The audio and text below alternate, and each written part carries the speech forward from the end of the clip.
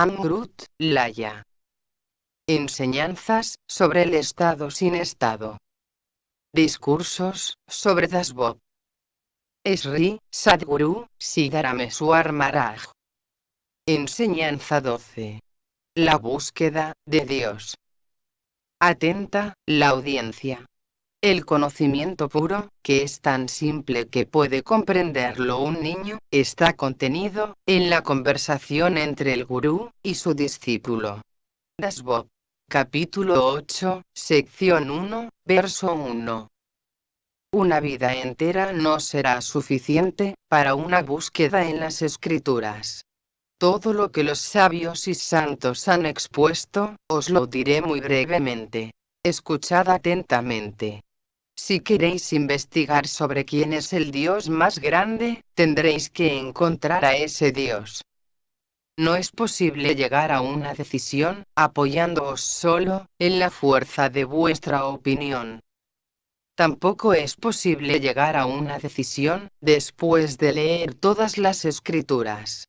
De esta manera, por las opiniones o la lectura de todas las escrituras, solo surgen dudas, en cuanto a qué lugar sagrado es el más sagrado. En el elogio o reconocimiento de la deidad llamada Jagannath, se dice que si uno no va a Jagannath, a por el darshan, o la bendición, su vida está totalmente perdida. ¿Qué hacer acaso, en tales situaciones? ¿Hay un solo ser humano que haya acaso visitado todos los lugares sagrados del mundo? Todos estos diferentes lugares sagrados, penitencias, caridades, etc., son por causa de conocer solamente al único Dios. Todos estos esfuerzos tenaces son para conocer a Dios. Hay muchos ismos y muchas opiniones diferentes sobre este Dios. ¿Quién es acaso este Dios, y cómo encontrarle? Hay muchos métodos de culto vigentes en este mundo. Cada hombre mantiene su mente firme en el método que le agrada.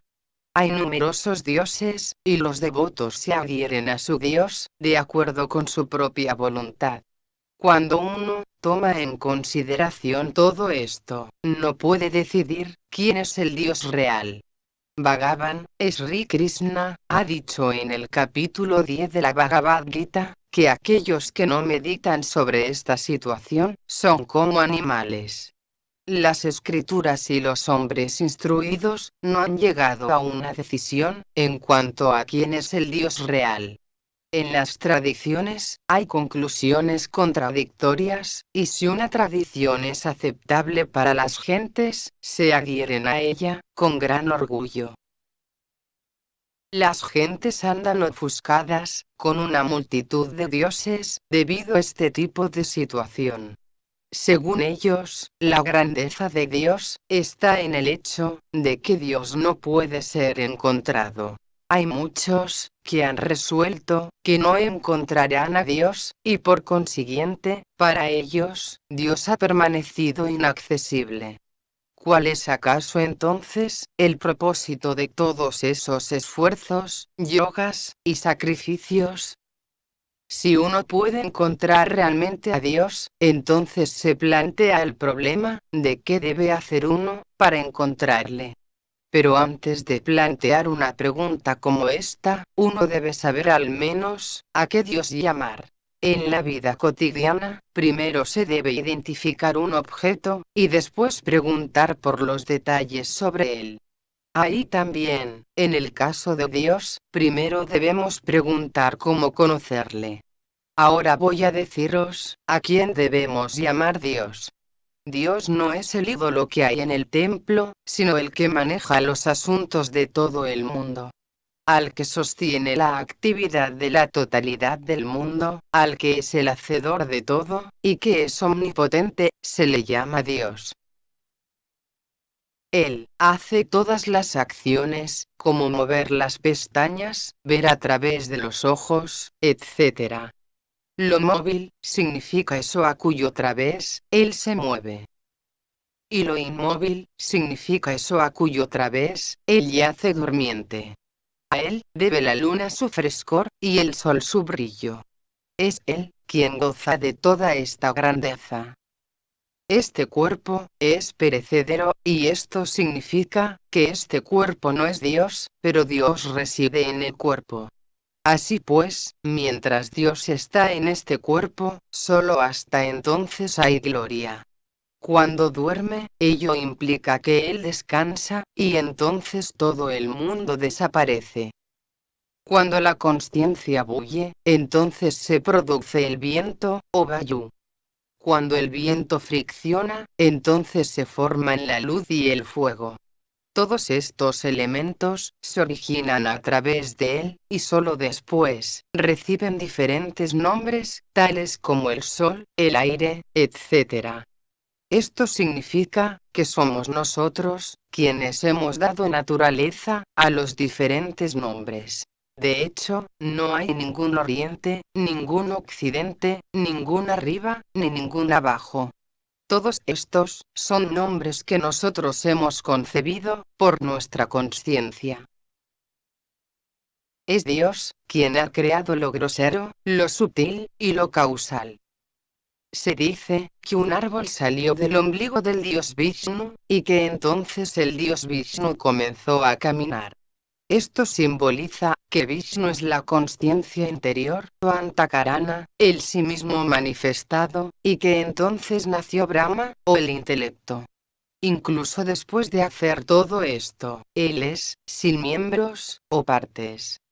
Por ejemplo, en el sueño, camináis cientos de millas. ¿Acaso camináis en el sueño, con estos pies?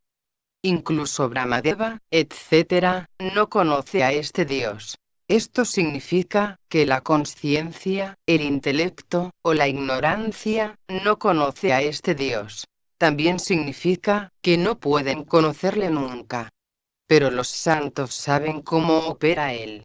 Por lo tanto, refugiándose en los santos, uno puede conocerle. Hay esta consciencia vital, o chaitanya. Cuando esta consciencia bulle, se crea el aire. Vayu, o el viento, es la consciencia. Todos estos elementos, fuego, luz, aire, viento, agua, etc., se originan en él. Nacen de la forma, de la existencia, consciencia, y felicidad, que viene de Brahman. La energía de Vayu, viento, ha devenido el sol, es decir, el fuego. Y el frescor de Vayu, ha devenido el agua. Pero todo, es consciencia.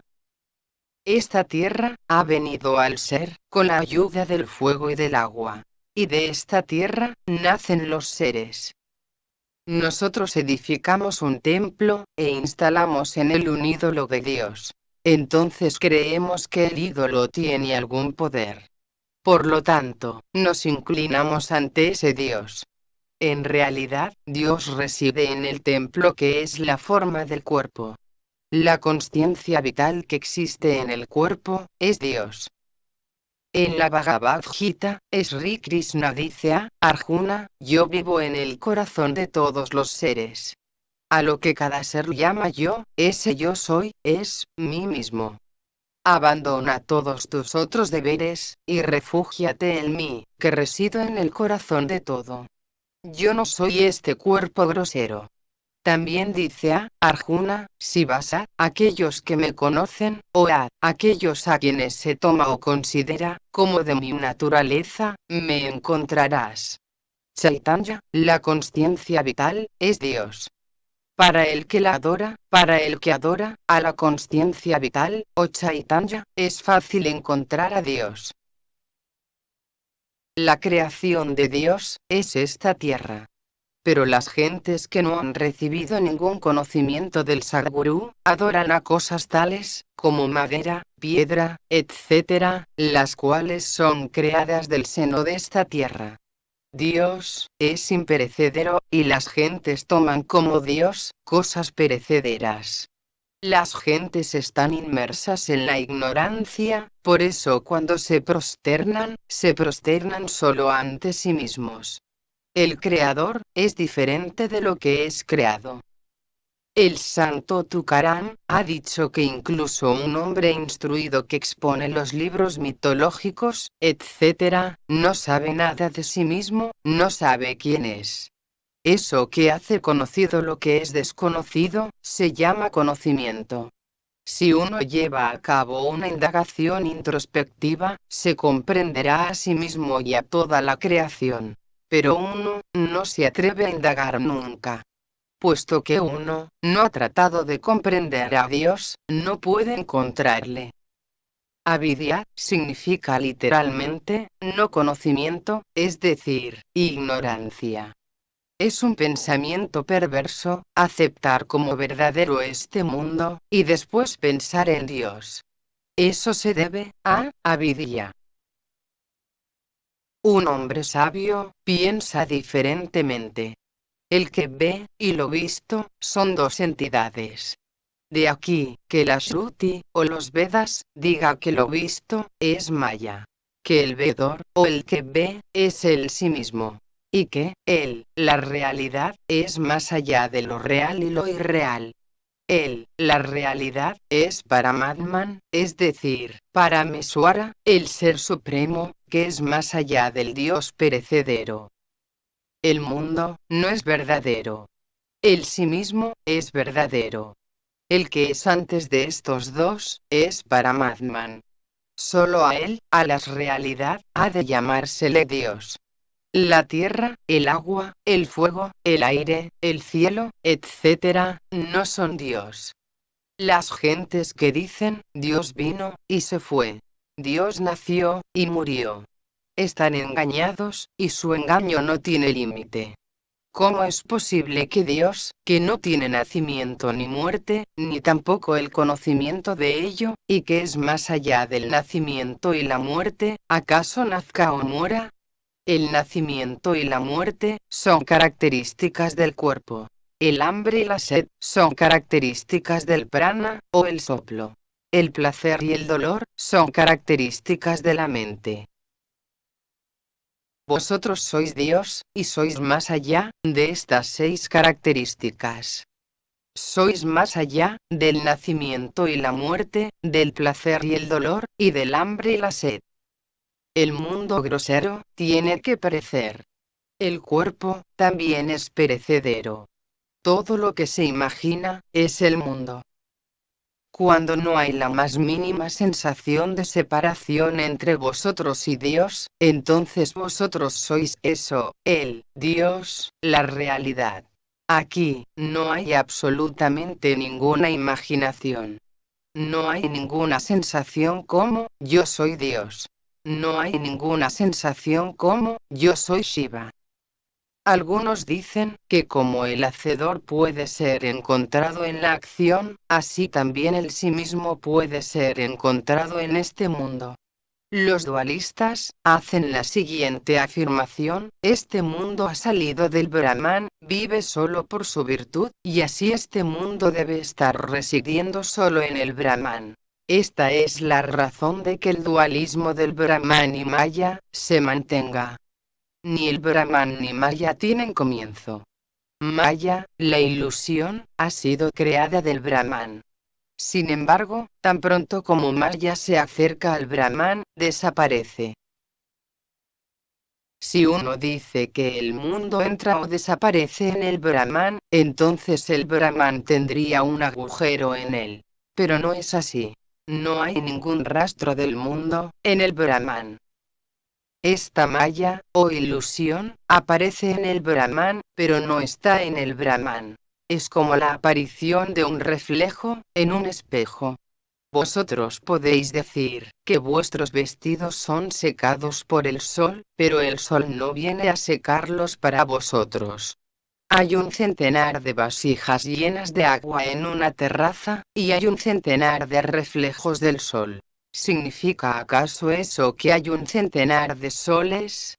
Así pues, incluso cuando el sol, en la forma de cientos de rayos, seque vuestros vestidos, nunca será atrapado en los vestidos. De la misma manera, incluso si el sí mismo está en el cuerpo, y está haciendo todas las acciones, sin embargo no está en las acciones. Si miráis dentro de vuestro sí mismo interior, le encontraréis en vuestro propio corazón. Rishikesa significa el que está en el corazón.